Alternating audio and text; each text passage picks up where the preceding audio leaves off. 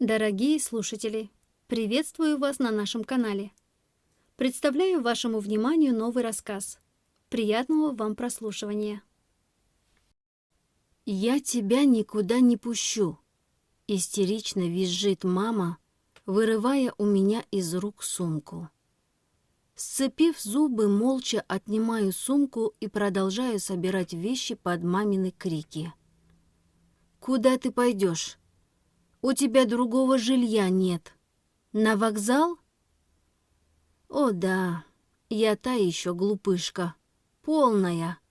Все сбережения ушли на организацию красивой и пышной свадьбы с мужчиной мечты.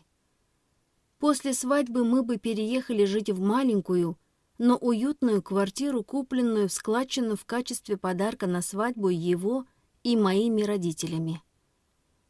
Ремонтом и обстановкой я занималась лично, на наши с Максом деньги. Он не участвовал. Очень уставал на работе, и пока я погрузилась в ремонт, оставался ждать меня в доме моих родителей. Семья моя Макса любит, восхищается. Родители пылинки сдувают. Сестра тоже любит. Как выяснилось, любовь далеко не платоническая. 3-й месяц беременности пошел этой любви. Об интрижке сестры и моего жениха, оказывается, знали все, кроме меня. Знали и молчали.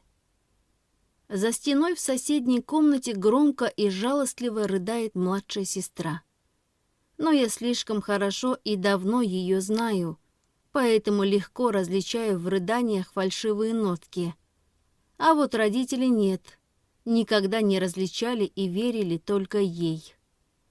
Долго не собираюсь, потому что не могу выносить весь этот ор, да и просто больше не хочу находиться в этих стенах. Наспех скинутая с полок одежда, документы. А где деньги, что лежали в моей заначке? «Откуда я знаю?» — отвечает мама, отводя глаза. Вот откуда такая уверенность, что мне некуда будет пойти. Без денег-то. И понимает, что к друзьям, которые давно все семейные, я не пойду. Слишком гордая. На карте, конечно, есть немного денег. Поеду в гостиницу. Но, боюсь, надолго не хватит этих денег, а до зарплаты еще далеко. Ты, наверное, все потратила и забыла. Ну, конечно. Выхожу из комнаты. Провожать за мной из комнаты тянется мама. Из кухни выглядывает до этого прятавшийся там папа. Из комнаты сестры, грозно подбоченясь и хмурясь, появляется тетя. Макс сбежал одним из первых, как только начался скандал. «Смотри, до чего ты сестру довела. Избегаешь? Не стыдно? Она и так мучается, страдает. А если сейчас с ребенком что случится от ее переживаний? А если с моим ребенком что-то случится от переживаний?» «Каким таким ребенком?» — опешила тетя. «А вот таким. Мы с Максом вообще-то все это время вместе спали, не предохраняясь. Я тоже могу сейчас быть беременной. Вот будет радость папе с мамой одновременно 2 внуков получить. Может, они специально этого и добивались, покрывая Макса. Так и внуков хотелось, что под их крышей знали и позволяли ему спать с обеими дочерьми». Мама схватилась за сердце и, закатив глаза, начала медленно сползать по стене. Эти все ее представления я знаю, проходили. Со здоровьем у нее все в порядке, а нервы, как канаты, уж точно покрепче моих.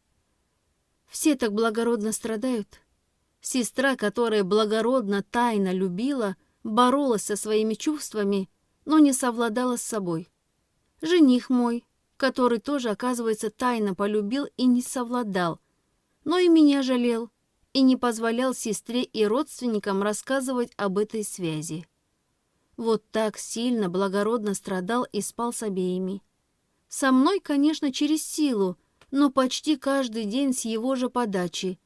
Даже когда я была уставшая и никакая после работы, ремонта и всех дел с подготовкой свадьбы. Хорошо устроился. Родители, родственники, даже некоторые друзья семьи страдали, но молчали. Больше жалели, конечно же, сестру. Младшая, молоденькая, наивная глупышка, до сих пор ищущая себя и потому долго не удерживающаяся ни на одной работе. Ее, конечно же, жальче. Она не хотела, запуталась, а теперь беременна. Она без Максима пропадет. Ну а я же старшая, умная, ответственная. Я справлюсь. Внутри все разрывает от боли и обиды. Так сильно, что ноги подкашиваются.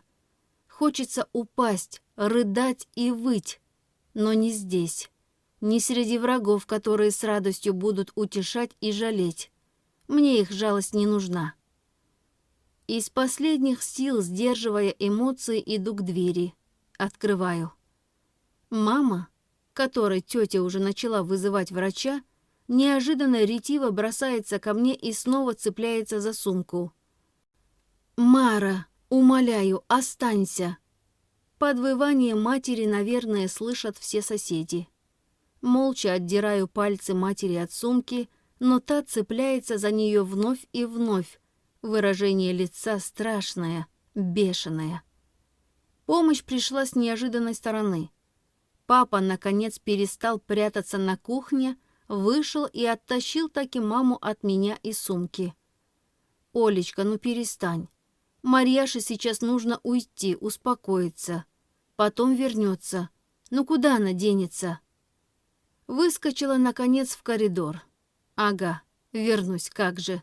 Да я скорее под мостом ночевать буду». Смахиваю слезы, начавшие обильно катиться по щекам. Когда еду в лифте, все расплывается перед глазами. За что они со мной так? Что я им всем плохого сделала?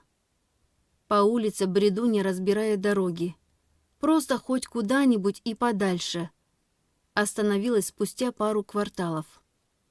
Прохожие то и дело озираются на горько ревущую меня, подходят, предлагают помощь. Мне уже неудобно, надо где-то скрыться. Достав телефон, нахожу первую попавшуюся дешевую гостиницу и, взяв себя немного в руки, на метро еду туда. Потому что плохо, больно. Пару раз, несмотря на табличку «Не беспокоить», стучатся из соседнего номера. И уборщица. Стены тонкие, соседям спать мешаю. А уборщица сочувствующим видом предложила бесплатного чаю. В гостинице тоже плохо. Наедине с собой толком не останешься. Все, пропадаю из жизни до следующего утра. Ближе к обеду позвонила бабушка. Вообще до этого почти все родственники обрывали телефон, но только на бабушкин вызов решила ответить. «Але», — жалобно хриплю я в телефон сорванным голосом. «Марочка, я только вчера узнала об этих поганцах. Ты мне веришь?» Не ответила, только громко, прерывисто всхлипнула. «Ироды! Да как так можно было? А я еще матери твоей позволила квартиру мою продать.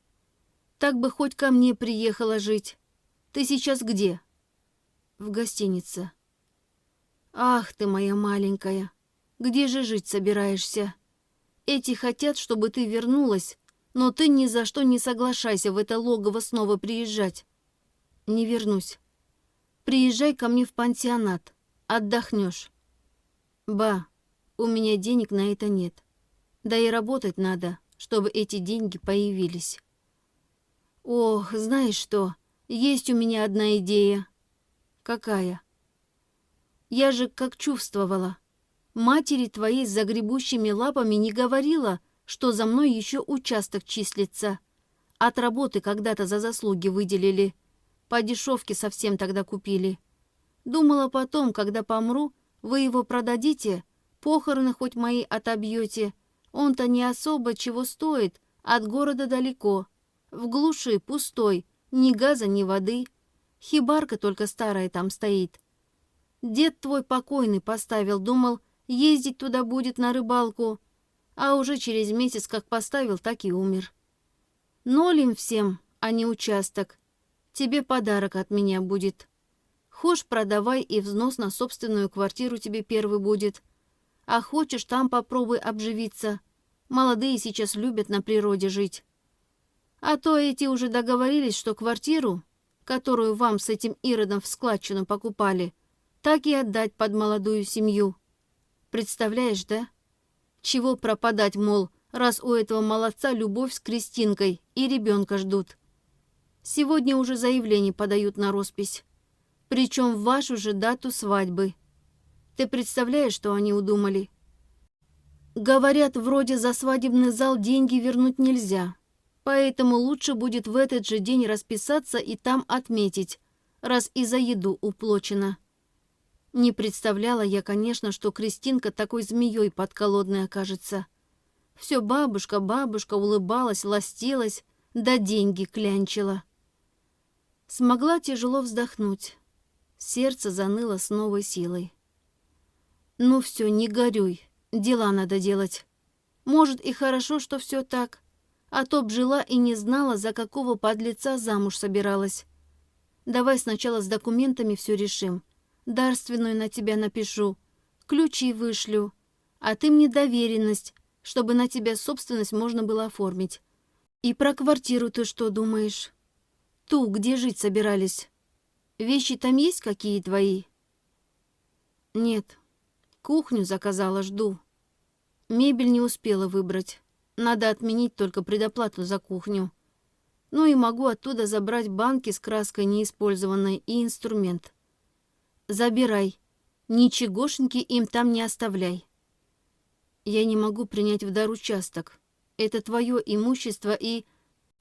Прекрати. Зачем он мне старой? Я в пансионате у моря живу. Деньги есть, всем обеспечено. Все равно уже никуда из пансионата не выезжаю. Мне этот участок не нужен. Хоть душу порадую, когда мать твоя узнает, что не ей добро в управление досталось. А то все хочет контролировать. И на Кристинку еще запишет. А то у них же семья, ребенок, надо помогать. Тьфу. Так что не глупи. Ты молодая, тебе жить где-то нужно. Лучше уж плати ипотеку на свою квартиру, а не по съемным мотайся. Или домой хочешь вернуться? Нет. Тогда давай, ноги в руки и приезжай. Вечером этого же дня я как вор пробираюсь в квартиру, которую считала своей. Хотя она на нас с Максимом даже не оформлена, где с такой любовью и усердием подбирала отделку. К счастью, никто замки еще не думал менять. Тихо, пусто. Включаю свет, оглядываюсь. Денег на ремонт, конечно, много ушло. Но тут не только мои деньги, но и Максима. Осталась только мебель. Заезжай и живи. В коридоре у двери выставляю чемодан с инструментом, 2 оставшихся банки краски. Еще вспомнила про плед, который заказала и оставила в упаковке сразу здесь, на квартире. Знала, что если привезу в родительскую квартиру, Кристина сразу положит глаз на красивущий бирюзовый плед из шерсти мериноса. Хотела, чтобы на этой квартире все было новенькое, никем не использованное. Плед тоже забираю. Поднимаю банки с краской, инструмент, объемную упаковку с пледом. Тяжело. Тащить все это на метро будет ой как неудобно. Оглядела еще раз квартиру. Подумала. Да, краску, пожалуй, тащить не буду. Взяла первую банку, открыла, а потом прошла с ней по комнате, от души поливая пол, стены, заглянула в ванную, коридор, кухню, открыла вторую банку. Краска полетела в сторону окон и потолка. И впервые за эти пару дней мне так хорошо на душе стало. Из груди рвется истерический смех. Хохочу, как злобная ведьма. Когда банка с краской пустеет, достаю из чемодана с инструментами молоток. Унитаз и раковина в мелкую крошку. Вмятины на стенах, полу и даже до потолка дотянулась. И мне хорошо. Прям очень. Окна бить не стала, чтобы не привлекать внимание соседей. Так только по рамам и подоконникам постучала. Ну все, меня отпустило. Пускай заезжают и живут в интерьере моего исполнения. Совет да любовь. Выдохнула и ушла. Дороги не заметила, погрузившись в невеселые мысли. Только в гостинице вышла из сковавшего меня оцепенения. Завтра на работу выходить, а я совершенно к этому морально не готова. Вообще не представляю, как дальше жить и как с людьми теперь общаться. Ощущаю себя раненым зверем. Не понимаю, то ли я ненормальная, то ли окружающие меня родственники. Кроме бабушки меня никто не поддержал. Вон по телефону написывают, объясняют, что ничего ужасного не случилось, всякое бывает в любовных делах. Кристина и Максим не хотели меня обижать. Ну вот просто так получилось. Любовь. И уже ничего не поделаешь. Ведь ребеночка ждут. Поэтому мне только и остается, что понять и простить. Мама активнее всех написывает. Зовет домой. Пишет, что Кристина и Максим скоро съедут. Чтобы меня не смущать, они уже пакуют вещи. Завтра поедут покупать любую готовую мебель на подарочную квартиру и сразу все отвезут. Ха-ха. Ну, пусть привозят мебель в свое гнездышко. Оно ждет. Мама опять пишет. Вопрос передает от Максима. Тот у меня интересуется, что с кухней, когда привезут. Он ведь даже не знает, где я заказывала, сколько оплатила, какой цвет, вид. А ведь он ничем в ремонте не интересовался, потому что ему было все равно. Ну и много времени и сил, наверное, занимает крутить отношения на два фронта. Маме ничего не отвечаю. Злится. Пишет мне и пишет без остановки. А я с каким-то мазохизмом смотрю на экран и не отключаю телефон. Наконец смогла найти в себе силы переключить телефон в режим без звука и перевернуть экраном вниз. Спать. Может, завтра будет не так больно. Утром легче, к сожалению, не стало. Тот момент эйфории, когда бесчинствовала в квартире, прошел как не бывало. Спала плохо. На работу дотащилась как во сне. Девочки-коллеги тихонько хихикают, обсуждая мой помятый вид и красные глаза. «Что, Марьяш, жених за выходные совсем измотал? Ночами спать вообще не дает? Ну да. Судя по фото, он у тебя горячий красавчик. Еще и при должности хорошей, зарабатывает, не пьет. Сама ты умница-красавица. Говорят, скоро тебя на руководящую должность будут выдвигать, если в декрет резко не соберешься. Везет же тебе, Мар». Угу, везет как утопленница. Может, сглазили меня. Так кто-то обзавидовался счастливой невесте. Неа. Нет здесь никакой мистики. Только непорядочные люди вокруг. Рано или поздно до коллег дойдет, что замуж не выхожу. Может, и про сестру подробности. Будут смотреть с жалостью и сочувствием. Меня прям заранее тошнить начинает. Еще так смешно про руководящую должность прозвучало. Да, я на хорошем счету. Работать начала еще с первого курса университета. Сначала неполный рабочий день, затем взяли на постоянку. Да, продвигали, но и работы, соответственно, прибавилось, а с ней ответственности и нервов. И вот мне уже ближе к тридцатнику, а этой руководящей должностью все манят как морковкой, но давать не торопятся. Правильно. Кто еще только за призрачное обещание на моей нынешней должности за троих работать будет? Может уволиться, пока никто ничего не знает. Но тогда родственники посчитают, что я совсем в разнос от переживаний пошла. Лицемерное сочувствие, безденежье, пока новую работу не найду. А я же вроде как ипотеку собираюсь брать. День идет кое-как. Меня даже хотели отпустить домой пораньше, заметив, что выгляжу я неважно. Начальник еще так вкратчиво поинтересовался, не беременна ли я. Выдохнул облегченно, когда ответила, что точно нет и беременность не предвидится. Конечно, Большая часть его обязанностей сейчас на мне. Не готов так резко меня терять. Уходить с работы отказываюсь. Куда мне идти? Дома-то нет. В обед начинают в 2 раза активнее названивать родственники. Даже сестра вдруг. Что-то пишут и пишут, но я не читаю, чтобы не отвлекаться потом. Сегодня же должны были квартиру осматривать ехать. Коллеги то и дело на меня с тревогой оглядываются, когда я без видимых причин злорадно похмыкиваю. Ближе к концу рабочего дня все-таки взяла в руки телефон. Сообщениями меня просто завалили. Сестра пишет, какая я гадюка.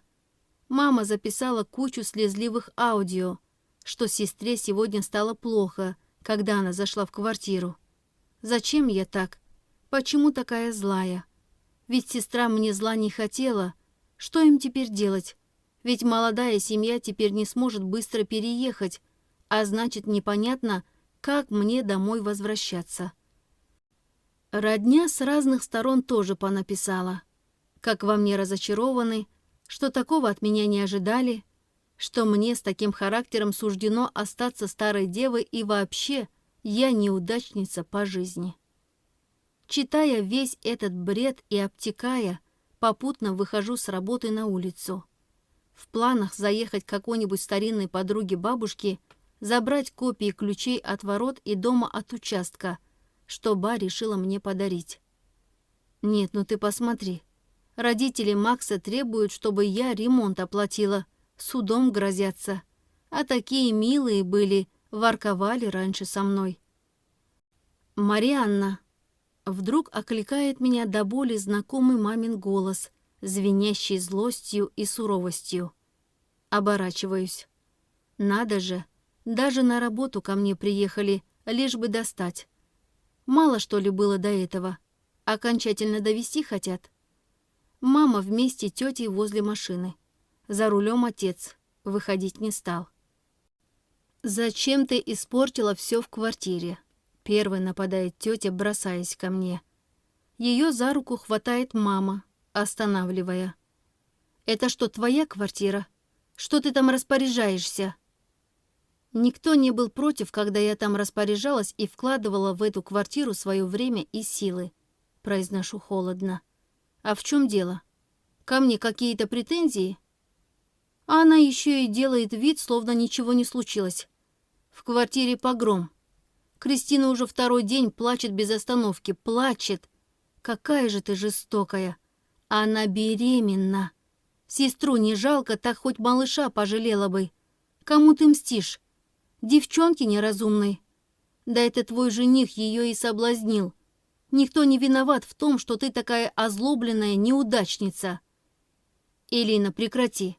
Мы сюда не для того, чтобы ругаться приехали, требует моя мама. А зачем? Удивляюсь я. Мара, садись в машину, мы едем домой.